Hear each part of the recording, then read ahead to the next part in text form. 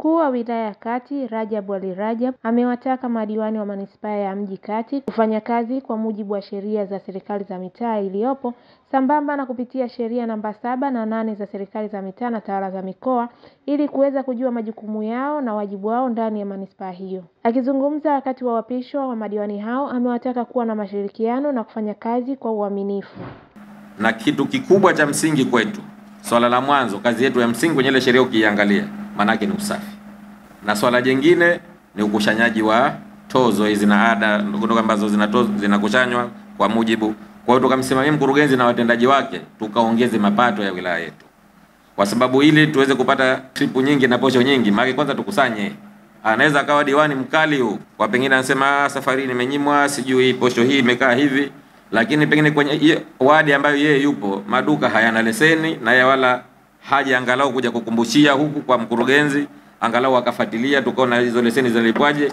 Lakini kuna maeneo yanachimbwa vifusi huko, diwani ndo anakushanya hizo posho za uchimbaji hivyo vifusi, na anakushanya anaingiza mfukoni, hakushanya kwa ajili ya kuleta Kuna baadhi ya maduka mkurugenzi anapita na watendaji anaomba pesa zetu tumempa diwani. Kwa hiyo diwani maana sio jukumu lake kwenda kukushanya hizo fedha. Dr. Mwanaisha Ali Saidi ni mkurugenzi wa manispaa ya Mji Kati, ameeleza mikakati ya manispaa hiyo. Tumepanga kama watakapokuja madiwani wapya tuwaeleze kuwa sisi sasa hivi tumepanda hadhi, tumekuwa manispaa badala ya kuwa baraza la mji. Katika hali ya manispaa inatakiwa juhudi za ziada zipatikane. Tumepanga kuongeza mapato, kuanzisha vyanzo vipya vya mapato.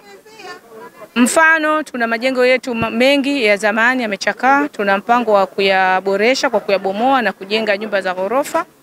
Kuongeza haiba nzuri ya manispaa ya Kati, kuanzisha bustani mpya ambazo tumeshazianza. Tumepanga kuja kuambia madiwani tuna bustani katika roundabout ya Charawe, Ukongoroni, ya Unguja Kuu na hata Tunguu.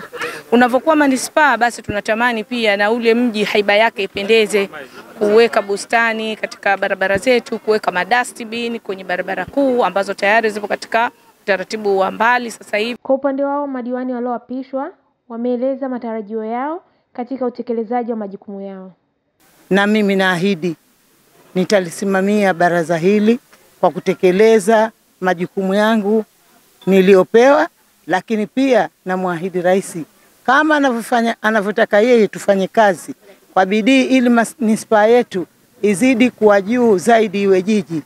Kwa hiyo muono wangu mimi ni kutekeleza yale majukumu ambayo Mheshimiwa Rais katukabidhi leo. Wananchi wa wilaya ya Kati sasa ni wakati na fursa za kuleta mashirikiano, kuungana pamoja kwenye maendeleo ya wilaya ya Kati, ikiwemo masuala ya kulipa kodi, kudumisha usafi na mambo mengine ya kimaendeleo ndani ya wilaya ya Kati.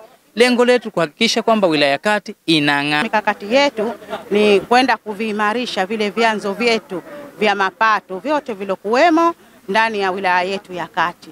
Lakini pamoja na kuviimarisha vile ambavyo tunavipatia mapato hapo mwanzo, lakini pia tutabuni mbinu mpya ya kuzalisha vyanzo vipya vya mapato ili kuweza kuikuza manispaa yetu ya Kati.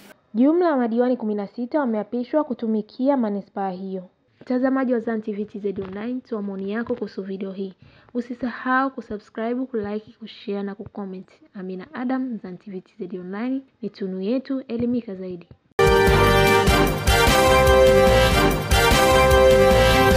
Zan TV TZ Online, tunu yetu, elimika zaidi.